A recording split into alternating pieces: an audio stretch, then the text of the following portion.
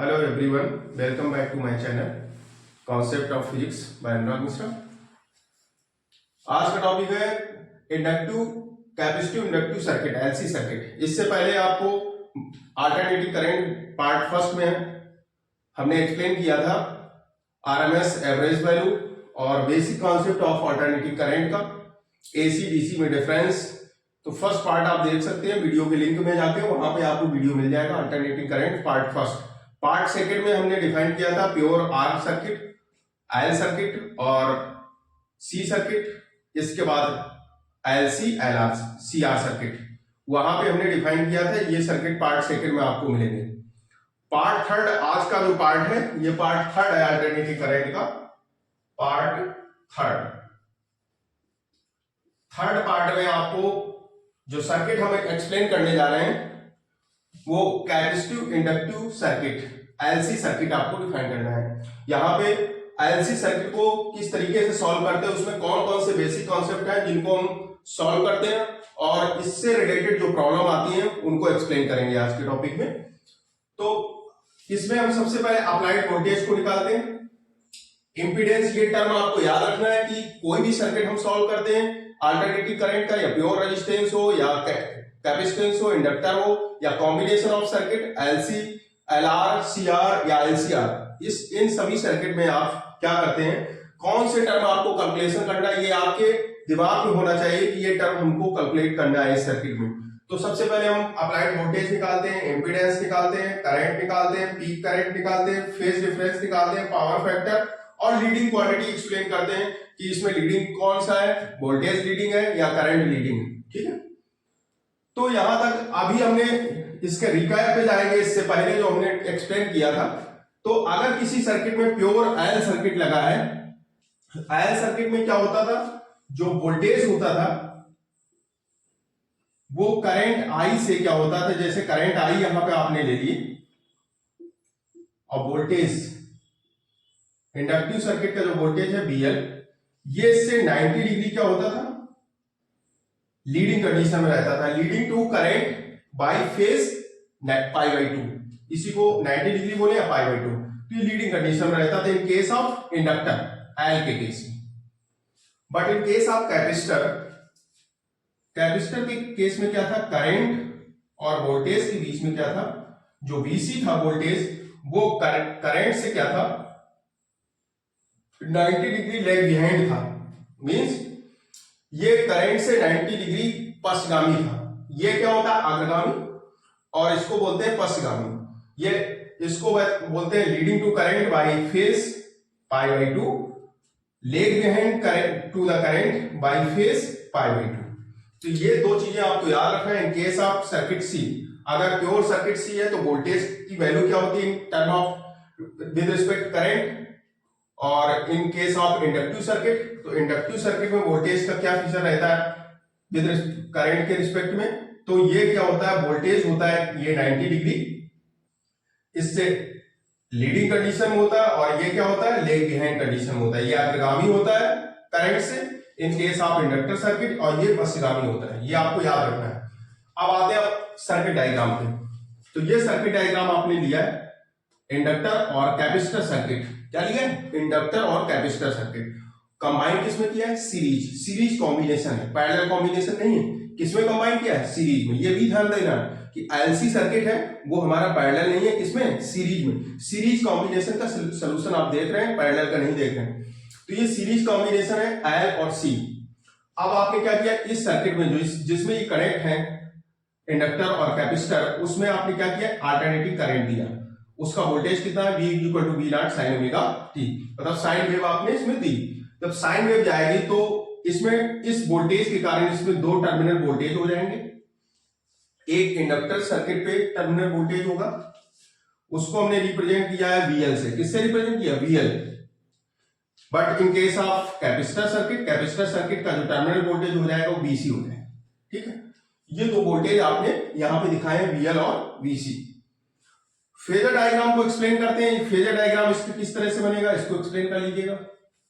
देखो, जब inductor circuit था तो वोल्टेज हमारा क्या था, 90 degree leading condition with respect to current, current के रिस्पेक्ट में ये 90 डिग्री क्या होता है, leading to. But in case of capacitor ये वोल्टेज क्या होता है, 90 डिग्री। तो आपको एक्सप्लेन कर इन टर्म ऑफ वीसी भी एक्सप्लेन कर सकते हैं, तो वीसी माइनस वीएल हो जाएगा। अगर इस साइड में एक्सप्लेन करेंगे, इधर करेंगे, तो वीएल माइनस वीसी, दोनों तरह के सोल्यूशन आप कर सकते हैं। हमने केस लिया है यहाँ पे वीएल माइनस वीसी, वीएल को लिया है क्योंकि ये लीनियरली है दोनों एक दूसरे से, तो वीएल माइनस वीसी हमने कैलकुलेट कर लिया। वीएल की वैल्यू मैक्सिमम ले रहे हैं इन टर्म ऑफ वीसी, तो वीएल माइनस वीसी यहाँ पे कैलकुलेट किया है। ये इसका फेजर डायग्राम है। आई के रिस्पेक्ट में वीसी की वैल्यू डाउनवर्ड है और इसकी अपवर्ड है, क्योंकि ये 90 डिग्री लेग बिहाइंड होता है कैपेसिटेंस के केस में, और ये होता है लीडिंग कंडीशन में। ये अग्रगामी होता है वोल्टेज और ये पश्चगामी होता है, इसको आप ध्यान रखेंगे। तो आपको आप सोल्यूशन करना है किस तरीके से इसको सॉल्व करेंगे। तो वोल्टेज आपको कैलकुलेट करना है। सबसे पहले क्या कैलकुलेट करना है, वोल्टेज। तो वोल्टेज कैसे कैलकुलेट करेंगे, अप्लाइड वोल्टेज कितना है, V equal to VL minus VC, V equal VL minus VC। अब आपको पता करना है जो applied voltage in inductor circuit पे कितना हो जाएगा, VL is equal to IXL। Part first start करने के करंट में एक्सएल एक्सी इनको हमने डिफाइन किया, उसको बहुत ध्यान से आप देखेंगे जब उसको बात करेंगे पूरा वीडियो विदाउट स्किप, तो फिर आपको ये सभी कॉन्सेप्ट आपको मिल जाएंगे। तो VL is equal to IXL। तो एक्सएल क्या है, ये रिएक्टेंस है किसका, इंडक्टर सर्किट का क्या है, रिएक्टेंस। और VC क्या है, IXC। ये भी क्या है, रिएक्टेंस है किसका, कैपेसिटर के लिए। कैपेसिटर सर्किट का रिएक्टेंस को हम XC से रिप्रेजेंट कर रहे हैं और इंडक्टर सर्किट को XL से। तो जैसे V इक्वल टू IR लिखते हैं ना, general formula Ohm's law, V equal to IR। तो R हमारा यहां पे चेंज हो रहा है in case of inductor circuit, in case of capacitor circuit I change हो जाता है। ठीक, इंडक्टर सर्किट के लिए यही R हमारा XL हो जाता है और कैपेसिटर सर्किट के लिए XC। इस तरीके से जैसे आप समझ सकते हैं इसको, V इक्वल टू IR से फार्मूले को याद रखना है। V इक्वल टू IR होता है तो VL is equal to IXL हो जाएगा और VC इज इक्वल टू हो जाएगा IXC। बस आपको ये ध्यान रखना है, इंडक्टर जैसे जनरल पर्पस होता है उसमें IR होता है, तो R हमारा जो होता है वो चेंज होता है in case of inductor circuit XL से, इन case of capacitor circuit XC से। ये एक याद करने का तरीका है, इसको की पॉइंट की तरह आप नोट कर सकते हैं कि इस तरीके से हम याद कर लेंगे इसको। अब क्या करेंगे, इसकी वैल्यू यूज करेंगे। तो V इक्वल टू क्या हो जाएगा, IXC IXL minus XC, I common हो जाएगा।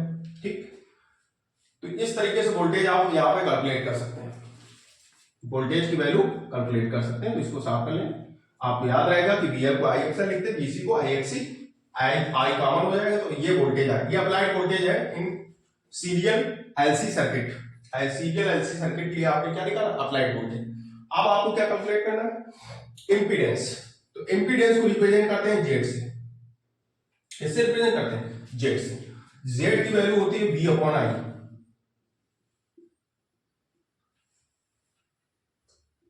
Z equal to V upon I। तो V अपॉन I, V को I के नीचे यहां लाएंगे तो ये V अपॉन I की वैल्यू कितनी हो जाएगी, XL minus XC। It is हो जाएगा, ये इसको क्या बोलेंगे, Z, इसी को इंपीडेंस बोलते हैं। अब एक्सल को क्या कहते हैं, जो एक्सल होता है उसको बोलते हैं ओमेगा एच। क्या कहते हैं, ओमेगा। ओमेगा क्या है, एंगुलर फ्रीक्वेंसी। एल क्या है, इंडक्टर, जो प्रेरकत्व कहते हैं जिसको, और एक्सी हो जाएगा 1 अपॉन ओमेगा सी। सी क्या है, कैपेसिटेंस। ओमेगा क्या है, एंगुलर फ्रीक्वेंसी, और एक्सी क्या है, रिएक्टेंस। ये इंडक्टेंस है, ये भी रिएक्टेंस है इन इंडक्टर सर्किट, इसको भी रिएक्टेंस बोलते हैं, कैपेसिटर सर्किट, दोनों रिएक्टेंस है। अब आपको Z की वैल्यू यूज कर लेना, Z इक्वल टू क्या हो जाएगा, एक्सल की वैल्यू हो जाएगा omega L minus 1 upon omega C. Omega L minus 1 upon omega C. तो ये वैल्यू आपने कैलकुलेट की Z की। हर एक टर्म को आप ध्यान देंगे तभी आप उसको कन्वर्ट कर पाएंगे। बहुत टफ नहीं है, बहुत सरल ही प्रोसेस है, इसको बहुत सिंपल तरीके से कर सकते हैं। बस आपको याद रखना है, केवल एल सर्किट, सी सर्किट और आर सर्किट को का करंट और वोल्टेज के बीच में क्या फेजर है डायग्राम, उनका फेजर डायग्राम आपको याद रखना है, तो आपको सॉल्व करने में कोई प्रॉब्लम नहीं होगी। अब आते हैं current. Current in case of capacitor circuit, तो पहले हम इंडक्टर सर्किट की बात करते हैं, तो I equal to I not sine omega T plus pi by 2। ठीक, तो इंडक्टर और कैपेसिटर सर्किट के लिए दोनों के लिए आपको यहां पे रखना है, एक में लोअरिंग कंडीशन होती है, वहां पे क्या होता है, वोल्टेज जो होता है करंट से 90 डिग्री लीडिंग कंडीशन में रहता है in case of inductor circuit, but in case of capacitor circuit current हमारा lag behind to the current by angle pi by 2। इसलिए दोनों के अगर करंट को एक साथ लिखेंगे तो यहां पे हम यूज कर देते हैं प्लस माइनस साइन। क्या यूज करते हैं, plus minus omega T plus minus pi by 2। इस टर्म को आप याद रखेंगे, ये प्लस माइनस हमने यूज किया है। क्या यूज किया है, प्लस माइनस, क्योंकि इंडक्टर और कैपेसिटर सर्किट के लिए दोनों का फीचर चेंज होता है, क्योंकि वोल्टेज हमारा in case of inductor circuit 90 degree leading condition में रहता है with respect to current, but in case of capacitor circuit current हमारा क्या होता है 90 डिग्री लेग बिहाइंड रहता है। तो इसलिए दोनों का एक होता है करंट से अग्रगामी, एक होता है करंट से पश्चगामी। तो दोनों सर्किट के लिए आपने सॉल्यूशन आपको देना है, इसलिए यहां पे करंट हमारा हो जाएगा I equal to I not sine omega T plus minus pi by 2। अब आते हैं पीक करंट। तो पीक करंट की वैल्यू क्या होगी, पीक वैल्यू आप समझते हैं ना, पीक वैल्यू क्या है, जब हमारी यहां पे अल्टरनेटिंग करंट मूव करता है तो ये जो वैल्यू होती है टॉप की, इसी को बोलते हैं पीक वैल्यू। यही बी नॉट है, यही आई नॉट। तो आपको पीक वैल्यू करंट की निकालना, तो करंट की पीक वैल्यू क्या हो जाएगी, I is equal to V not upon Z. हमने बताया था कि जिस तरीके से आप रेजिस्टेंस को यूज करते हैं किसी कॉमन एक सिंगल सर्किट के लिए वायर में जो रेजिस्टेंस निकालते हैं, इसी तरह एक कंबाइंड सर्किट है जिसमें इंडक्टर कैपेसिटर यूज किया गया है, या कैपेसिटर रेजिस्टेंस यूज किया गया है, या कैपेसिटर इंडक्टर यूज किया गया है। तो वहां पे जो रेजिस्टेंस होता है उसको एज इम्पीडेंस आप डिफाइन करते हैं, उस टर्म को क्या करते हैं, इम्पीडेंस के टर्म। तो वैसे I not equal to V not upon R होना चाहिए, but in common circuit inductor and capacitor circuit तो यहां पे उसी आर की जगह हम जेड इम्पीडेंस का यूज करते हैं। ठीक है, तो आप क्या करेंगे, इम्पीडेंस की वैल्यू यहां यूज कर लेंगे। तो वी नॉट अपॉन इम्पीडेंस कितना दिया गया है, या तो आप ये यूज कर दें या फिर ये यूज कर दें, दोनों वैल्यू इम्पीडेंस की है, या फिर एक्सएल माइनस एक्सी, यही तो इम्पीडेंस है। तो इस तरीके से पीक करंट आप कैलकुलेट कर लिए। क्या कैलकुलेट कर लिए, पीक करंट। फेज डिफरेंस कितना है, फेज डिफरेंस कितना है दोनों में, 90 डिग्री का। तो 90 डिग्री का तो फाइव इक्वल टू क्या आ जाएगा, 90 डिग्री, इसमें कोई दिक्कत नहीं। Phi equal to 90। Power factor, power factor को आप क्या लिखते हैं, cos phi, cos 90 0। Leading quantity क्या है, आइदर वोल्टेज और current. In case of inductor, inductor के केस में वोल्टेज हमारा लीडिंग कंडीशन में होगा, but in case of capacitor, capacitor के केस में हमारा करंट लीडिंग कंडीशन में होगा। इसलिए आप लिख सकते हैं आइदर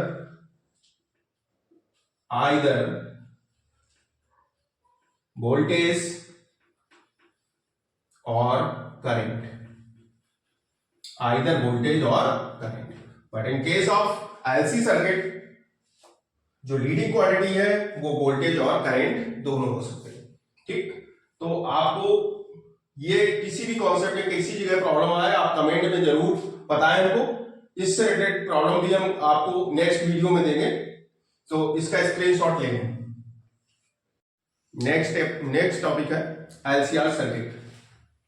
एलसीआर सर्किट, अभी आपने एलआर, सीआर, एलसी सर्किट के सॉल्यूशन निकाले। अब आपको एलसीआर सर्किट निकालना है। एलसीआर सर्किट में किस तरीके से आप इसको एक्सप्लेन करेंगे, इसमें किस टर्म को कैलकुलेट करेंगे, बस आपको ध्यान रखना है। क्योंकि एलसीआर सर्किट आपको ध्यान केवल इतना ही रहेगा, एलसीआर सर्किट क्या है। तो एलसीआर सर्किट का सीरीज कॉम्बिनेशन आपको हम बता रहे हैं, तो इसका सीरीज और पैरेलल कॉम्बिनेशन भी ध्यान रखें कि सीरीज कॉम्बिनेशन है क्या। Inductor, capacitor and resistance in series connected in series, applied voltage V equal to V not sine omega T. Sine omega T आपने वोल्टेज दिया तो इंडक्टर सर्किट का टर्मिनल वोल्टेज हो जाएगा VL, कैपेसिटर सर्किट का VC and resistor circuit का VR। ये इसके टर्मिनल वोल्टेज है, सभी के टर्मिनल वोल्टेज ये दिए गए हैं। अब आपको क्या करना है, वही बात आपको याद रखना है, क्योंकि इंडक्टर सर्किट में आपको क्या करना है, वोल्टेज और करंट का लीडिंग और लेग बिहाइंड कंडीशन क्या रहती है ये आपको याद रखना है। In case of inductor voltage क्या होता है, leading to current by phase pi by two, by phase pi by two. But in case of capacitor it is lag behind to the current in phase pi by two. दोनों का phase pi by to है, लेकिन it is leading, ये अग्रगामी है, और जो capacitor का वोल्टेज है वो पश्चगामी in case of capacitor. But in case of inductor it is अग्रगामी, और ये अग्रगामी होता है, लीडिंग कंडीशन है, और ये क्या होती है, लेग बिहाइंड कंडीशन कैपेसिटर के केस में। अब in case of resistor, resistor के केस में voltage and current both are same phase, ठीक है। तो इसको आप एज ए रिकैप आप देख सकते हैं, जब हम इंडक्टर सर्किट लेंगे तो इंडक्टर सर्किट में VL और करंट के बीच 90 डिग्री का फेज रहेगा, ये क्या होता है, लीडिंग कंडीशन रहता है in case of inductor. But in case of capacitor current I and voltage VC ये होता है lag behind by angle 90 degree, but ये होता है कैपेसिटर के केस में। In case of resistor both current and voltage are same phase, VR and I in same phase. आपको ये टर्म याद रखना है, इनको आप एज ए कीवर्ड लास्ट जहां पे आप सोल्यूशन करते हैं वहां पे इनको बना लिया करो। इन case of inductor, in case of capacitor, in case of register, तो आपको याद रहेंगे कि टर्म को आप किस तरीके से लिखेंगे, इनको जरूर बना लिया करो। अब क्या करना है, ये जो हमने फेजर डायग्राम आपको 3 दिखाए हैं, ये तीनों फेजर डायग्राम को जब हम कंबाइन करते हैं तो हमें एक ये फेजर डायग्राम मिल जाता है। देखो ये करंट है, करंट के लिए VL और ये VC है, VC लीडिंग है और ये लेग बिहाइंड है, और VR करंट सेम फेज में है। अब हो कितना हो जाएगा, VL माइनस VC। हम इसको कैलकुलेट कर सकते हैं, VC माइनस VL भी कैलकुलेट कर सकते हैं, लेकिन हम एक टर्म को यहां से कैलकुलेट करें, VL माइनस VC। अब क्वांटिटी आपको कौन सी कैलकुलेट करना है, इक्वेशन ऑफ करंट निकालना है, सबसे पहले वोल्टेज निकाला, एम्पीडेंस और फेज डिफरेंस, ठीक है। तो इक्वेशन ऑफ करंट आप कैलकुलेट करेंगे, तो इक्वेशन ऑफ करंट क्या हो जाएगा इसका, I equal to I not sine omega T minus phi, ये फाइव चेंज रहता है। तो equation of current, general equation आपने करंट का निकाल दिया, तो ये general equation plus minus phi, ये दोनों के लिए निकाल लेते हैं, प्लस माइनस फाइव। IL और CR, इसमें क्या होता है, इसमें तो जीरो रहता है फेज, और इसमें क्या होता है 90 डिग्री, ये फेज डिफरेंस कितना होता है प्लस 5, और कैपेसिटर के लिए माइनस, तो इसलिए इसमें लगा देते हैं प्लस माइनस 5। ये इक्वेशन ऑफ करंट आ जाएगा। इक्वेशन ऑफ वोल्टेज, वोल्टेज को डिफाइन कर लिए, तो वोल्टेज क्या होता है, अगर हमने रिजल्टेंट वोल्टेज इसका V लिया है, कितना V वोल्टेज, तो V रिजल्टेंट वोल्टेज है, आपको वही फार्मूला यूज करना है जो वेक्टर में पढ़ते थे। वेक्टर में क्या था formula, R square equal to A square plus B square plus 2AB cos theta या फाई, जो भी, जो आपने फेज लिया हो, थीटा लिया हो या फाई लिया हो, ये फार्मूला यूज करना है। तो यहां पर रिजल्टेंट कितना है V, तो R की जगह कितना हो जाएगा V, तो V स्क्वायर इक्वल क्या दिया गया टर्म, एक तो टर्म दिया गया है VL माइनस VC और एक टर्म दिया गया VR, तो यहां से कैलकुलेट कर लेंगे VR square VL minus VC square, तो V इक्वल कितना हो जाएगा, under root VR square plus VL minus VC whole square. ये आपने क्या कैलकुलेट किया है, वोल्टेज आपने कैलकुलेट कर लिया, ये वोल्टेज आ जाएगा, ठीक है। अब आप क्या करेंगे, इंपीडेंस कैलकुलेट करेंगे। इंपीडेंस कैलकुलेट करने के लिए आप क्या करेंगे, इनकी वैल्यू यूज करेंगे। VL को क्या लिखते हैं, IXL, क्या लिखते हैं IXL। VC को क्या लिखेंगे, IXC, वी आर को क्या लिखेंगे, आई आर, ये टर्म आपको यूज करना है। तो वी आर की जगह आई आर रखेंगे तो आई स्क्वायर आर स्क्वायर हो जाएगा। यहां पे क्या लिखेंगे, I XL minus I XC, I common हो जाएगा तो आई स्क्वायर कॉमन हो जाएगा, आई स्क्वायर बाहर आ जाएगा तो ये टर्म यहां पे मिलेगा v equal to I common होगा तो यहां मिलेगा R square plus XL minus XC का होल स्क्वायर, यही टर्म मिलेगा। जब आप वैल्यू यूज करेंगे, आई कॉमन लेंगे, इस रूट्स के बाहर आई आएगा तो कितना हो जाएगा, आई स्क्वायर जब रूट से बाहर आएगा तो आई हो जाएगा। तो ये v अपॉन आई का जो रेशियो है इसी को बोलते हैं इंपीडेंस जेड। तो इंपीडेंस इसका कितना हो जाएगा, root R square plus XL minus XC का whole square, it is impedance. ये कैलकुलेशन आप किसका निकाल रहे हैं, इंपीडेंस टर्म का। यहां आपने वोल्टेज कंप्लीट किया, इक्वेशन ऑफ वोल्टेज इंपीडेंस, तो वोल्टेज आपने निकाल लिया। अब यहां पे क्या निकालें, इंपीडेंस। अब फेज डिफरेंस कैलकुलेट करेंगे। तो फेज डिफरेंस इज रिजल्टेंट के साथ अगर एंगल आप फाई ले रहे हैं तो इसका फेज डिफरेंस कितना हो जाएगा, इसका परपेंडिकुलर जो होगा वो कितना होगा, VL माइनस BC, और बेस कितना है इसका, VR। बेस कितना है, VR, और परपेंडिकुलर कितना है, VL माइनस BC। तो फेज डिफरेंस जो कैलकुलेट करते हैं तो tan फाई यहां से कैलकुलेट कर लेंगे, tan phi equal perpendicular upon base, perpendicular कितना है, VL minus BC upon base कितना है, VR।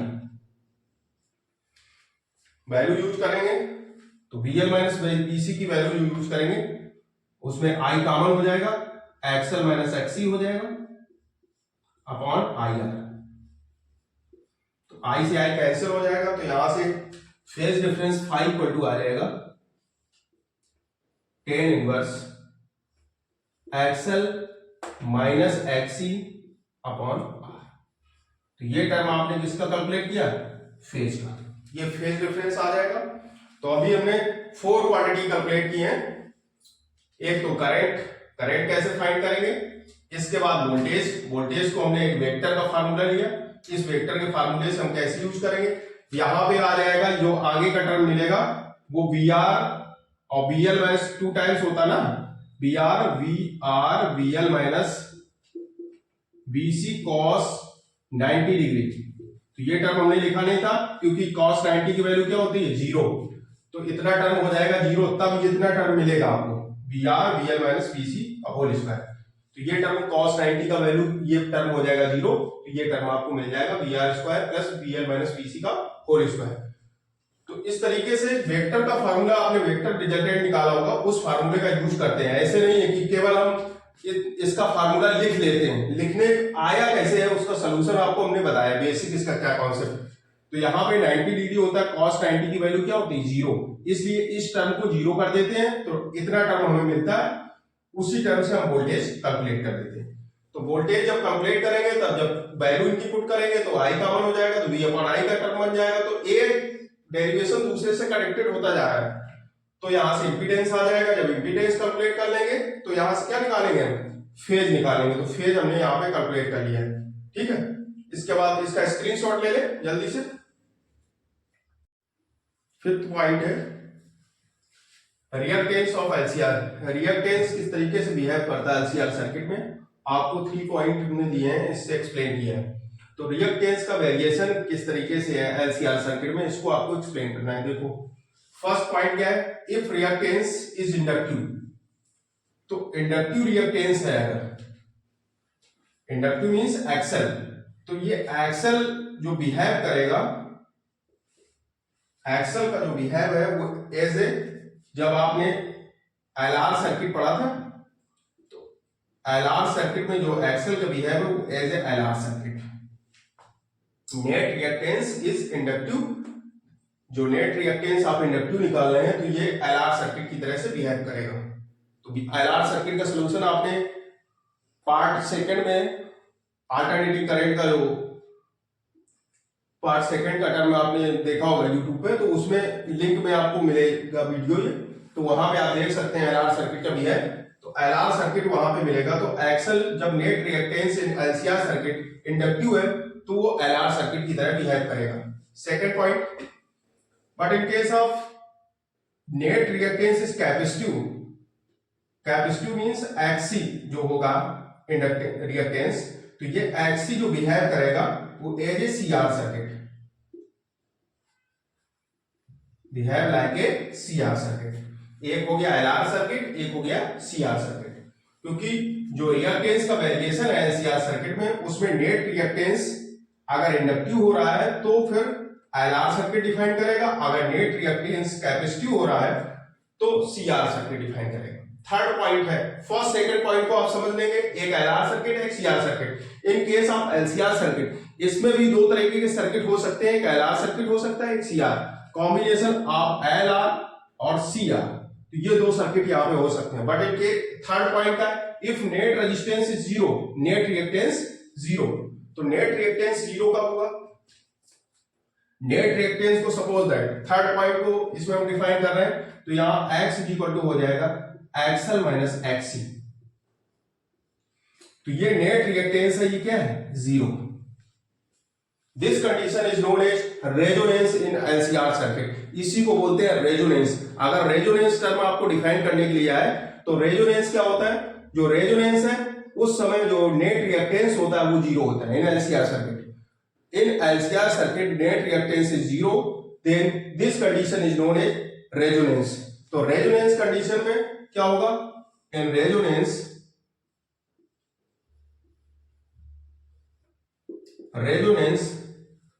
both inductive reactance and capacitive reactance both are equal। बस ये टर्म आपको याद रखना है। रेजोनेंस की कंडीशन में inductive and capacitive both reactance are equal, तो इसी को रेजोनेंस कहते हैं, रेजोनेंस इन एलसीआर सर्किट। आपको बहुत ज्यादा ये टर्म मिलेगा जब आप प्रैक्टिकल का वाइवा देने जाएंगे, वहां भी आपको एलसीआर सर्किट के विषय में अगर एग्जामिनर पूछेगा तो आपसे पूछेगा रेजोनेंस इन एलसीआर सर्किट क्या होता है, इसको डिफाइन करिए टर्म को। तो रेजोनेंस होता है, तो इसमें जो रिएक्टेंस का वेरिएशन है, थ्री टाइप्स होता है एलसीआर सर्किट को। One reactance is inductive, it behave like LR circuit. One reactance is capacitive, it behave like a CR circuit. One reactance is zero, net reactance क्या होगी? Zero. It condition of resonance, जब LCR circuit की net reactance zero होगी तो ये behave like a resonance circuit. Resonance circuit की condition क्या है? Fulfil condition, XL is equal to XC, that is XL की वैल्यू क्या होती है? Omega L is equal to 1/ओमेगा सी। ये टर्म आप नोट कर लें, इसका स्क्रीनशॉट लें। नेक्स्ट पॉइंट है एलसीआर सर्किट में at resonance, series resonance circuit. LCR circuit में रेजोनेंस की कंडीशन अभी हमने डिफाइन की थी इससे पहले वाले पॉइंट में, XL equal to XC. Inductive circuit में जो रिएक्टेंस होता है, inductive reactance is equal to capacitive reactance, both reactance are equal, then this condition is known as resonance. तो रेजोनेंस की कंडीशन में आपको एक्सएल इक्वल टू एक्ससी, तो यहां पे इंपीडेंस जेड की जो वैल्यू होती है, इंपीडेंस जेड क्या होता है? R square plus XL minus XC का होल स्क्वायर। जब ये दोनों टर्म इक्वल हो जाएंगे तो ये टर्म क्या हो जाएगा? जीरो। एक्ससी की जगह एक्सएल लिख देंगे तो एक्सएल से एक्सएल कैंसिल हो जाएंगे, तो ये टर्म हो जाएगा जीरो। तो in case of resonance circuit Z equal to R, इससे आप क्या जान रहे हैं? Z equal to impedance Z, resistance के इक्वल आ गया, तो इससे आपको पता चल रहा है कि जो एलसीआर सर्किट है behave like a pure resistance circuit. Pure resistance का जो सर्किट है उसमें जो आप निकालते हैं रिएक्टेंस की, जो इंपीडेंस कैलकुलेट करते हैं, जो वहां प्योर रेजिस्टेंस की तरीके से ये क्या कर रहा है? बिहेव कर रहा है। मतलब एलसीआर सर्किट बिहेव लाइक ए रेजिस्टेंस, तो वहां पे रेजिस्टेंस की तरीके से बिहेव करेगा, जो इंपीडेंस है वो एज ए रेजिस्टेंस होगा, क्योंकि एक्सएल माइनस एक्ससी जीरो होगा। तो ये टर्म हमारा एक्सएल माइनस एक्ससी डिफाइन करता है रेजोनेंस सर्किट को। तो रेजोनेंस में impedance Z equal to R होता है। तो ये ऑप्शनल टाइप क्वेश्चन में भी आपको याद रखना चाहिए, क्योंकि जो एलसीआर सर्किट होता है उसमें रेजोनेंस कंडीशन में impedance Z is equal to R, ये टर्म याद रखना है। इन केस ऑफ वोल्टेज, जो अप्लाइड वोल्टेज है इस एलसीआर सर्किट में, तो वोल्टेज कैसे बिहेव कर रहा है? तो वोल्टेज V इक्वल टू होता है formula VR square VL minus VC का होल स्क्वायर। यही तो टर्म होता है। अभी आपने इसको प्रूव किया था ना, तो V R square equal to V L minus V C का होल स्क्वायर।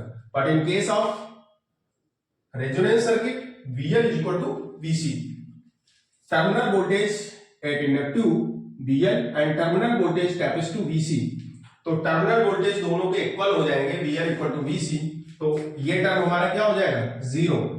तो V इक्वल टू हो जाएगा वी आर, तो whole voltage we have like a voltage in capacitive circuit. तो कैपेसिटिव सर्किट की तरह जो वोल्टेज होगा उसी तरीके के वोल्टेज को डिफाइन करेगा। मतलब रेजोनेंस सर्किट में आप एक जनरल इस तरीके से समझ सकते हैं, जो रेजोनेंस कंडीशन अगर इस एलसीआर सर्किट में होगी, तो रेजोनेंस कंडीशन में जो आर सर्किट का, प्योर आर सर्किट के लिए आपने रेजिस्टिव सर्किट का जो कैलकुलेशन किया था, उस रेजिस्टिव सर्किट की तरीके से ये होल सर्किट हमारा क्या करेगा, बिहेव करेगा लाइक ए रेजिस्टिव सर्किट। तो ये दो टर्म आपने देखे, XL equal to XC, VL equal to VC, both condition behave like a resistive circuit. LCR circuit हमारा क्या हो गया, रेजिस्टिव सर्किट।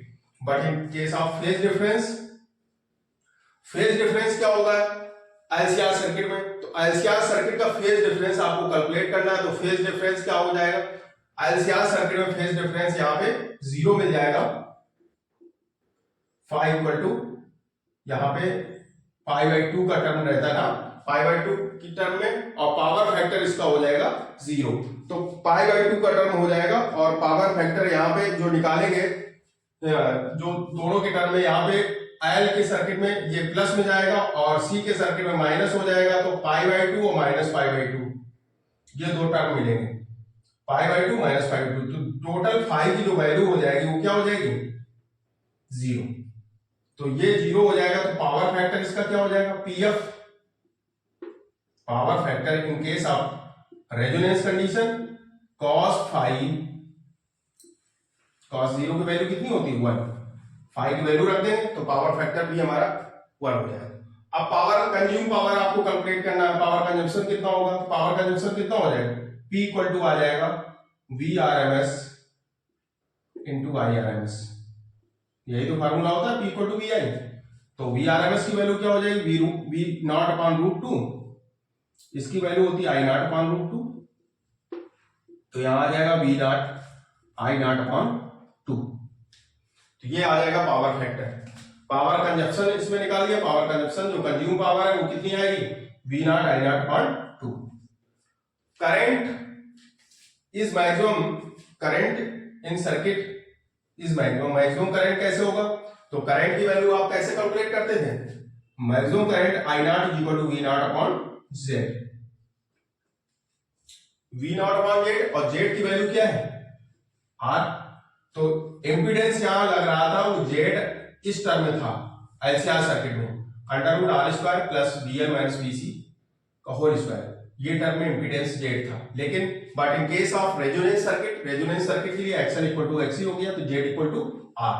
तो जेड इक्वल टू आर के टर्म में जब हो जाएगा तो यहां हो जाएगा जनरल पर्पस में जो आप ओम्स लॉ पढ़ते हैं वहां भी I equal to V not upon R होता है।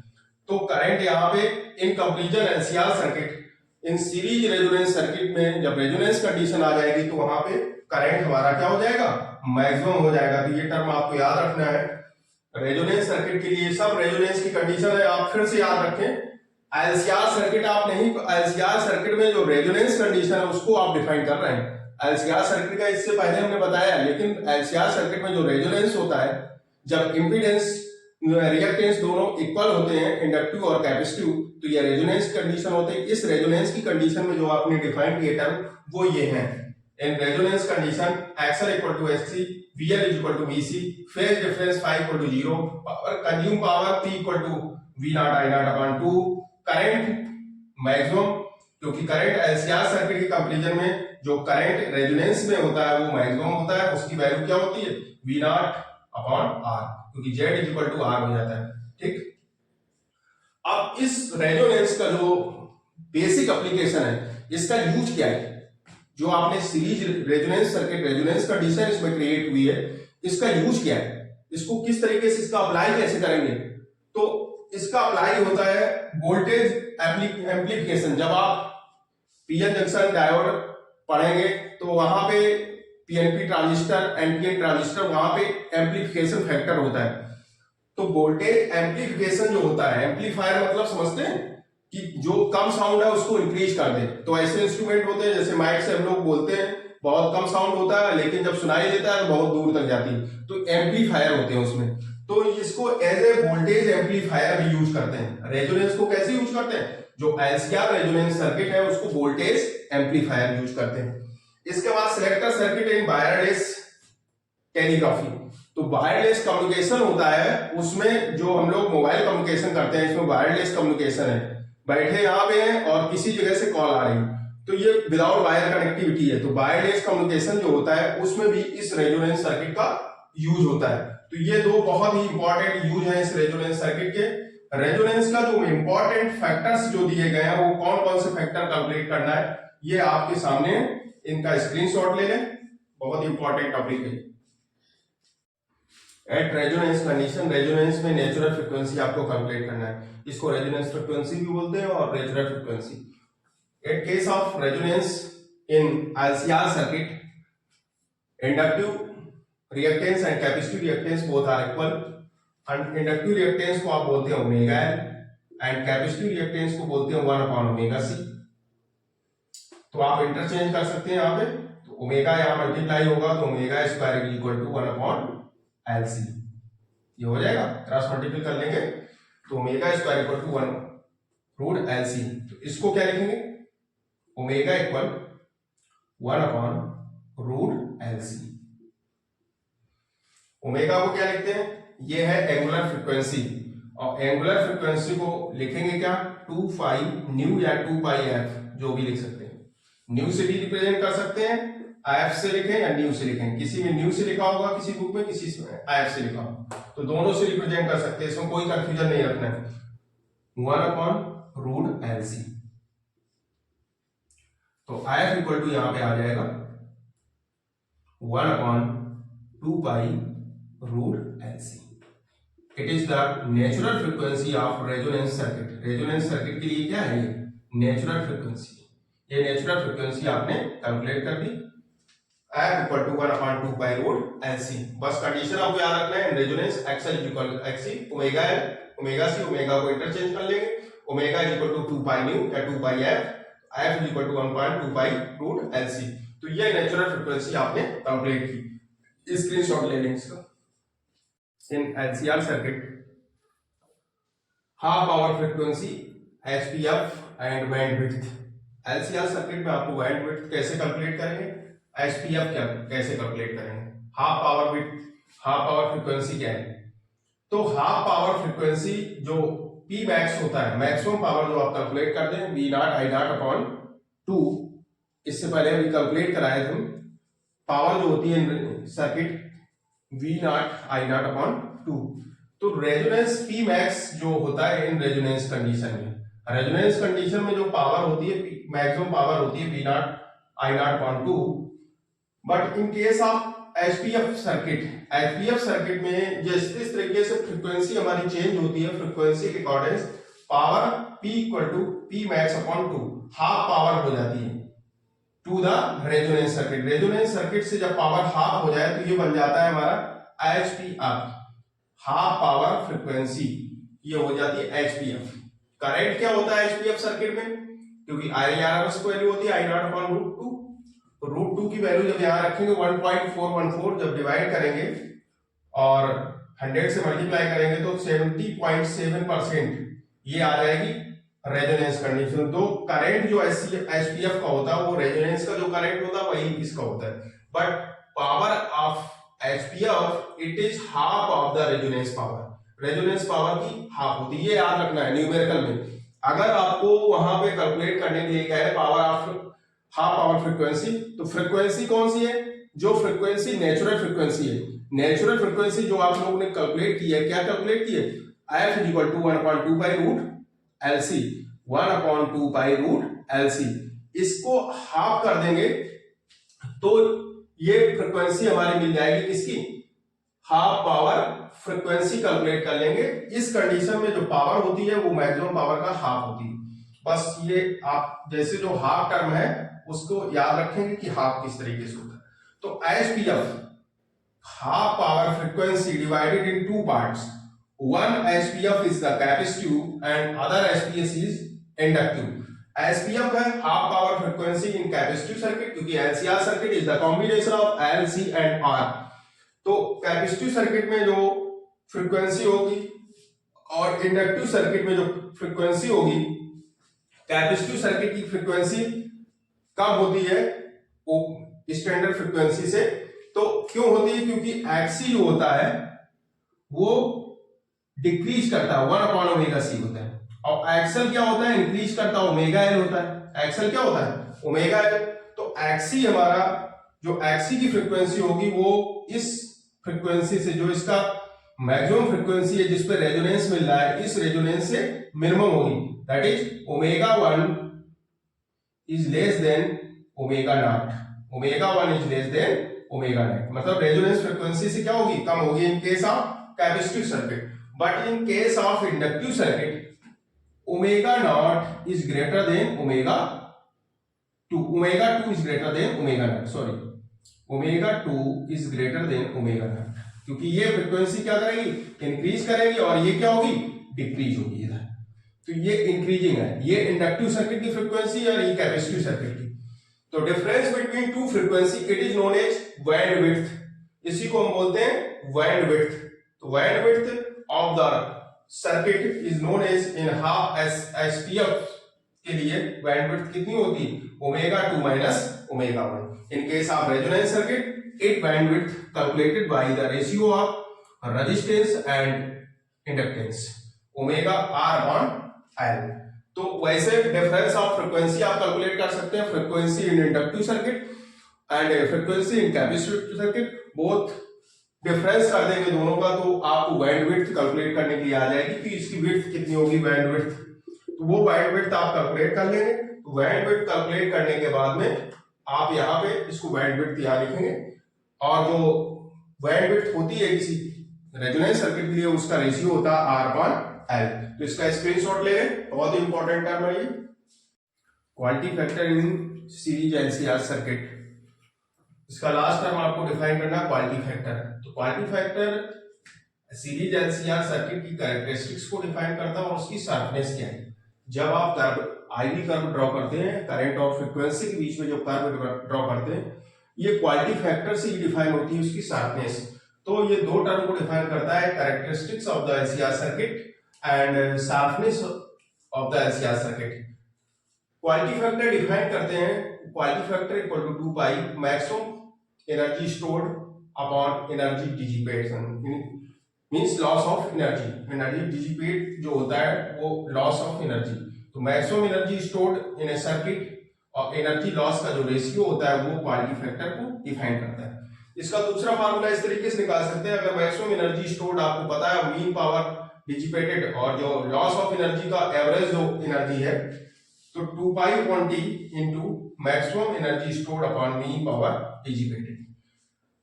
पावर फैक्टर एक और टर्म होता है जिससे आप कैलकुलेट कर सकते हैं, power factor resonance of frequency upon bandwidth. Resonance frequency क्या होती है, ये नेचुरल फ्रीक्वेंसी है किसी भी सर्किट की, तो उसी को हम रेजोनेंस फ्रीक्वेंसी कहते हैं, जिसको किससे डिनोट किए, ओमेगा नॉट से। और बैंडविड्थ क्या होती है, ओमेगा 2 माइनस ओमेगा 1, इससे पहले हमने बताया डेल्टा ओमेगा कहते हैं। तो omega not upon delta omega से भी हम क्यू फैक्टर को कैलकुलेट कर सकते हैं। तो क्यू फैक्टर कैलकुलेट करने का ये इस तरीके से आप न्यूमेरिकल में क्यू फैक्टर कैलकुलेट करने के लिए आता है, तो उससे आप कैलकुलेट कर सकते हैं। क्यू फैक्टर आपको जो रेशियो निकालना है, अगर यहां पे रेशियो किस तरीके से निकाल सकते हैं, ये सर्किट आपको दिखाई दे रहा है क्या, एलआर सर्किट, और ये सीआर सर्किट। एलआर सर्किट में बीएल अपॉन बीआर और सीआर सर्किट में बीसी अपॉन बीआर।